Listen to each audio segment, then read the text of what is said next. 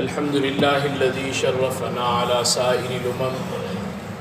برسالة من اختصه من بين الأنام بجوامع الكلم وجواهر الحكم وصل على سيد الرسل وأكمل الرسل وخاتم الأنبياء أما بعد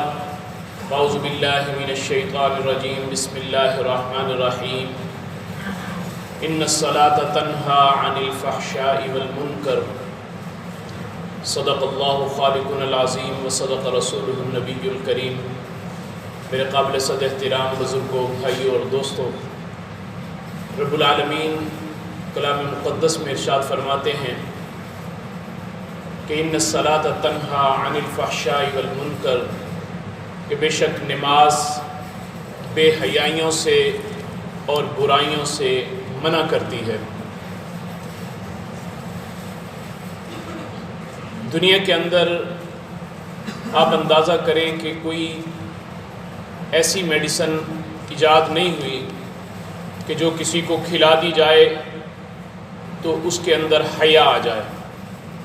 کوئی ایسے ڈراپ ایجاد نہیں ہوئے کہ آنکھوں میں ڈال دیں تو آنکھوں میں حیا آ جائے۔ کوئی ایسا سیرپ نہیں بنا کہ کسی کو پلا دیں تو اس کے اندر شرم و حیا آ جائے۔ لیکن رب العالمین کا فضل و احسان ہے کہ اس نے اپنے قرآن مقدس کے اندر ہمیں اس چیز کا نسخہ بتا دیا۔ فرمایا کہ اگر کوئی انسان یہ چاہتا ہے کہ اس کی زندگی سے بے حیائی کا خاتمہ ہو جائے، برائیاں اس کی زندگی سے یکسر نکل جائیں، تو اس کا ایک ہی طریقہ ہے، اور وہ طریقہ ہے کہ وہ نماز کی طرف رجوع کر لے۔ جتنی نماز جاندار ہوگی اتنی ہی ہماری زندگی شاندار ہوگی۔ یہ سچی بات ہے کہ ہماری اگر نماز کے اندر جان آ جائے، ہماری نماز جاندار ہو جائے، تو ہماری زندگی بڑی ہی شاندار ہو جائے گی، اور رب العالمین کی طرف سے رحمتوں کے، برکتوں کے فیصلے ہمارے لیے اترنا شروع ہو جائیں گے۔ حضرت عمر بن خطاب رضی اللہ تعالیٰ عنہ سے روایت ہے، فرماتے ہیں کہ آقا علیہ الصلوۃ والسلام کے پاس صحابہ بیٹھے ہوئے ایک مرتبہ تو بڑا تعجب کر رہے ہیں ایک بات پہ کہ ایک لشکر گیا تھا جو جنگ کے لیے گیا اور بڑی جلدی واپس آ گیا، اور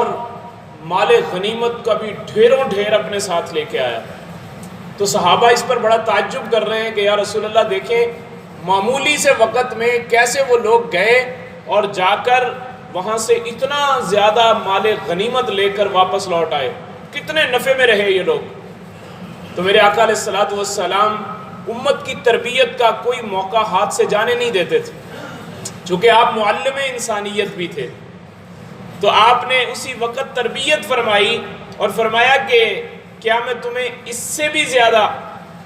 جلدی لوٹنے والا اور اس سے زیادہ غنیمت لانے والا آدمی نہ بتاؤں؟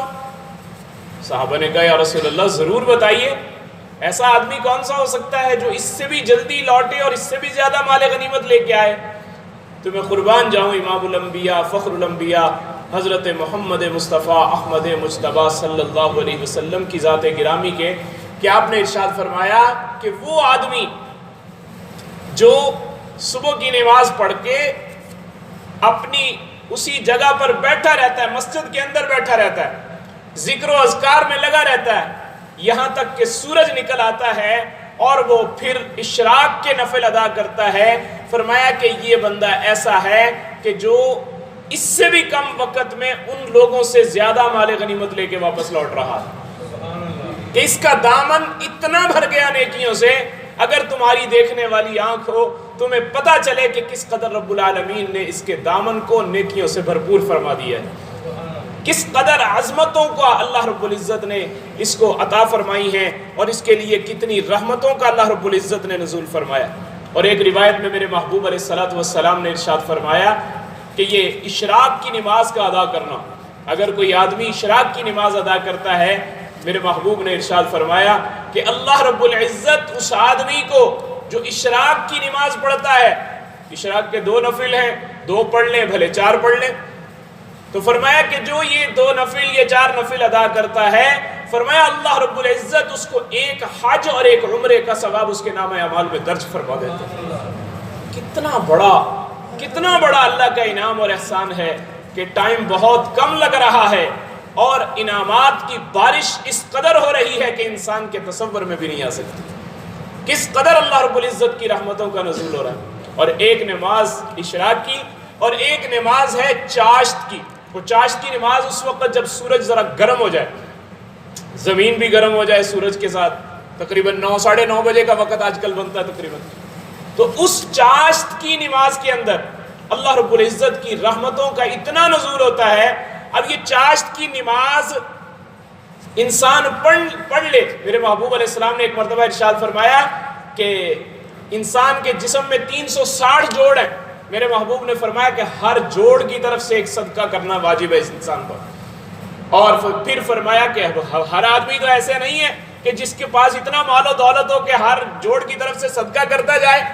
تو میرے محبوب نے اس کا بھی آسان حل بیان فرمایا اور فرمایا کہ سبحان اللہ ایک مرتبہ کہنا یہ بھی ایک صدقہ ہے، الحمدللہ ایک مرتبہ کہنا یہ بھی صدقہ ہے، اللہ اکبر کہنا یہ بھی صدقہ ہے، لا الہ الا اللہ پڑھنا یہ بھی صدقہ ہے۔ اور فرمایا کسی کو نیکی کے کام کا حکم دینا، امر بالمعروف کرنا، دعوت و تبلیغ کا کام، فرمایا یہ بھی صدقہ ہے، اور کسی کو برائی سے منع کرنا، فرمایا یہ بھی صدقہ ہے۔ اور پھر میرے محبوب نے یہ ارشاد فرمایا اگر کوئی انسان چاشت کی نماز پڑھ لیتا ہے، فرمایا کہ اللہ رب العزت اس کو چاشت کی نماز پڑھنے پر یہ سارے کے سارے جوڑ 360 جوڑ جو ہیں ان سب کی طرف سے اس کا صدقہ ادا ہو جاتا ہے۔ اگر کوئی آدمی چاشت کی، اور علماء نے یہاں ایک بات لکھی، فرمایا کہ اگر کوئی آدمی اس کو مسلسل ادا کرتا رہے تو اللہ رب العزت سے غالب امید ہے کہ اس کے جوڑوں کی تکلیف، جوڑوں کی درد اس انسان کو کبھی نہیں ہوگی، کہ جس انسان کے اندر یہ عادت بن جائے جس کی کہ وہ چاشت کی نماز ادا، اس لیے کہ وہ ہر جوڑ کی طرف سے صدقہ کر رہا ہے، اور اللہ کا قانون ہے لئن شکرتم لازیدنکم، اگر تم میرا شکر ادا کرو گے میں تمہیں اور زیادہ دوں گا۔ تو جب ہم چاشت کی نماز پڑھیں گے تو گویا ہم ہر جوڑ کا صدقہ بھی ادا کر رہے ہیں اور ہر جوڑ کا شکر بھی ادا کر رہے ہیں۔ تو اس لیے ہمیں اپنے معمولات کے اندر ان چھوٹی چھوٹی چیزوں کو شامل کرنا ہے۔ جیسا کہ آتا ہے کہ جب قیامت کے دن اعمال بندے کے پیش ہوں گے، نماز کا حساب سب سے پہلے ہوگا، اور نماز میں اگر کوئی کمی نکل آئی تو اللہ رب العزت پوچھیں گے کہ دیکھو فرشتوں اس بندے کے پاس کیا نوافل کا کچھ ذخیرہ بھی ہے؟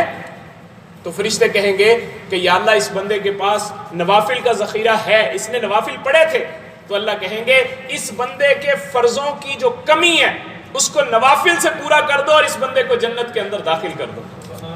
اور اگر اس بندے کے پاس نوافل ہی نہ ہوئے، جیسے آج کل ہم نوافل کو اہمیت ہی نہیں دیتے، ہماری زندگی سے نوافل کی اہمیت ختم ہو گئی ہے اور نوافل ہماری زندگی سے دھیرے دھیرے نکل رہے ہیں، تو اس طرح اگر ہمارے پاس نوافل کا ذخیرہ نہ ہو